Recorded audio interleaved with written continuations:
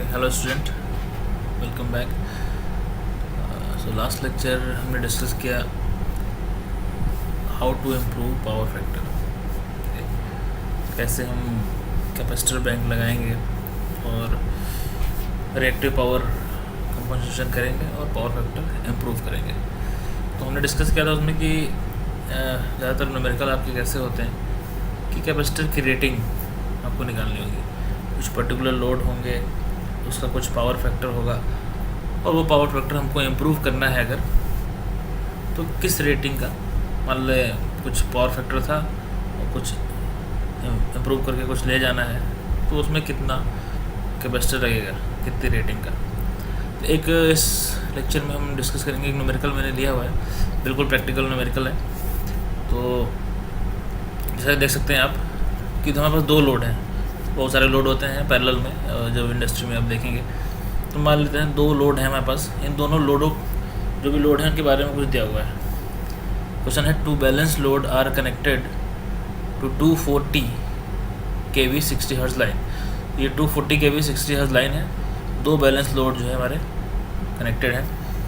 इसके बारे में क्या कहता है, load 1 draws 30 kilowatt at power factor 0.6 lagging. ठीक है, तो जो लोड 1 है आपका वो रियल पावर ड्रॉ करता है 30 kilowatt at power factor 0.6 lagging. ठीक है.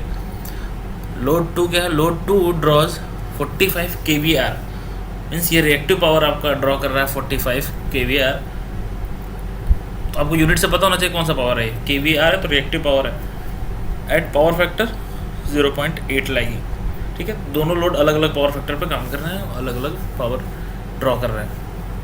ठीक है, इतना इनके बारे में दिया हुआ है. डिटरमाइन आपको क्या करना है, first the complex real and reactive power absorbed by the combined load. ठीक है, तो अब ये दोनों लोड मिल के सप्लाई से कितनी पावर ले रहे हैं, तो कॉम्प्लेक्स पावर, रियल पावर और रिएक्टिव पावर कितना वो एब्जॉर्ब कर रहे हैं ये दोनों लोड मिल के.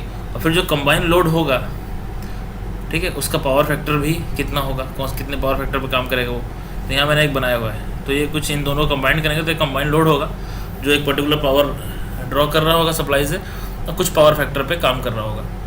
ठीक है, तो अब सेकंड क्वेश्चन है तो कितनी लाइन करंट ले रहा है सप्लाई से, वो भी हमको फाइंड करना है. और लास्ट वही जो हम करने वाले हैं, capacitance of each capacitor delta connected in parallel with the load to increase the power factor to 0.9 lagging. तो ये कंबाइंड लोड जो हुआ, जो हमने इन दोनों लोड को मिला के किया, ये इसका जितना भी पावर फैक्टर है कंबाइंड करने के बाद हम देखेंगे कितना आएगा. हमको पता नहीं भी, क्योंकि हमको अलग अलग लोड का पावर फैक्टर पता है. तो कॉम्बिनेशन का पावर फैक्टर जो भी आएगा उसको अगर 0.9 पावर फैक्टर तक हमको लेके जाना है तो हमको एक कैपेसिटर बैंक लगाना पड़ा है डेल्टा में. ठीक है, क्वेश्चन हमारा ये है कि इस कैपेसिटर जो है, ईच कैपेसिटर, उनकी रेटिंग क्या है. ठीक है, आगे प्रोसीड करेंगे हम. क्वेश्चन समझ गए. दो लोड अलग अलग है हमारे पास, दोनों के बारे में दिया हुआ, अलग अलग पावर फैक्टर है, अलग अलग पावर रेटिंग्स है. उसके बाद जब दोनों को हम कंबाइन करते हैं तो सप्लाई से कितना पावर लेता है, कितना complex power, real power, reactive power हमको फाइंड करना है. लाइन से कितनी करंट ले रहा है वो सप्लाई से, वो फाइंड करना है. और कंबाइंड जो लोड है उसका जो भी पावर फैक्टर है उसको अगर 0.9 पावर फैक्टर तक हमको पहुँचाना है तो कितने रेटिंग का हमको कैपेसिटर चाहिए. ठीक है, चलिए आगे बढ़ते हैं.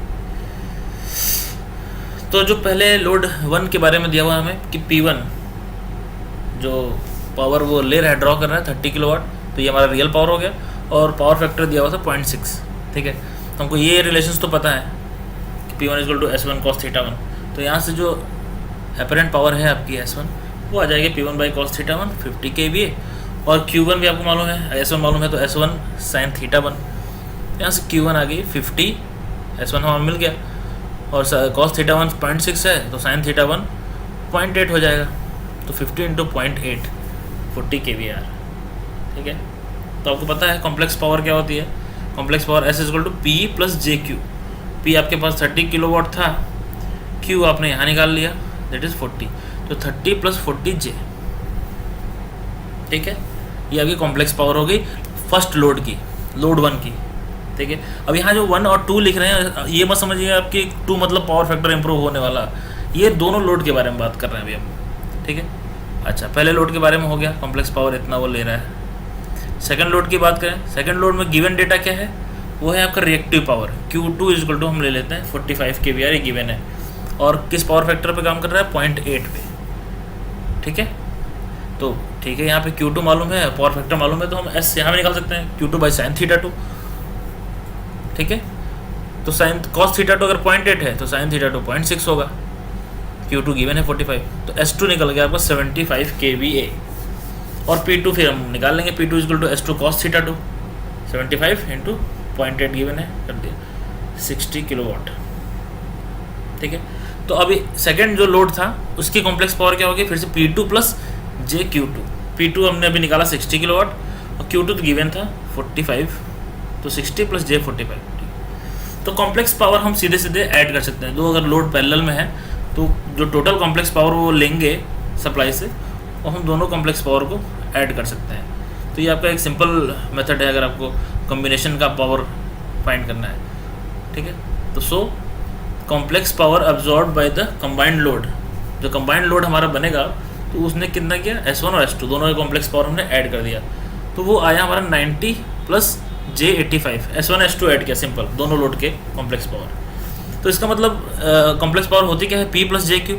इसका मतलब कंबाइंड जो लोड है वो एक्टिव पावर जो कंज्यूम कर रहा है वो 90 किलोवाट कंज्यूम कर रहा है, और जो रिएक्टिव पावर वो ड्रॉ कर रहा है वो 85 kVAR है।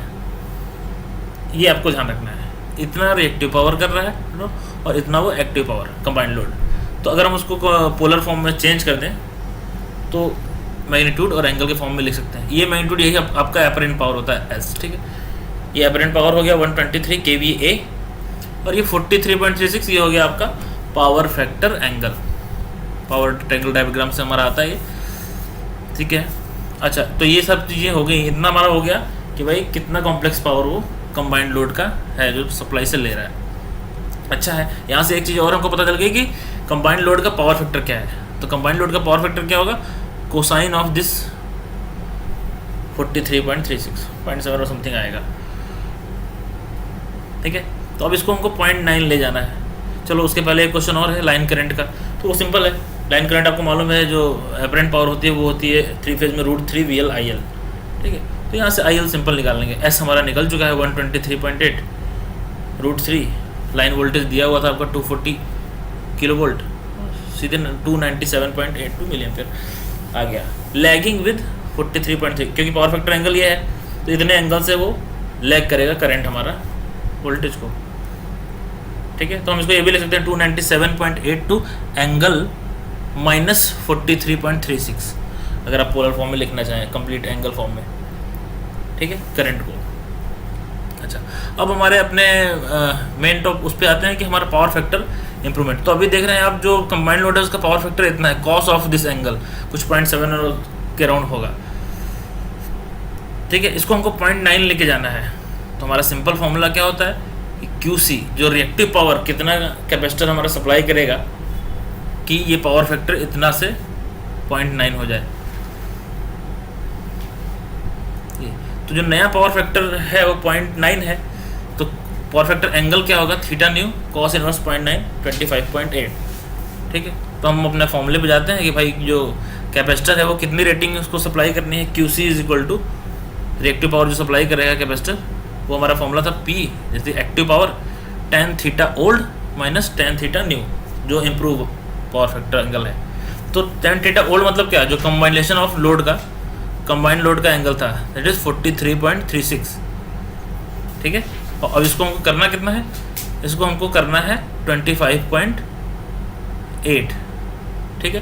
तो ये हमारा पुराना वाला एंगल हो गया 43.36, और ये हमारा इम्प्रूव्ड वाला एंगल हो गया, ठीक है। और 90 किलोवाट आपका कॉम्बिनेशन का P आया था, आपने जब यहाँ पे कॉम्बिनेशन पावर लिखी तो ये आपका P 90 किलोवाट था, ठीक है।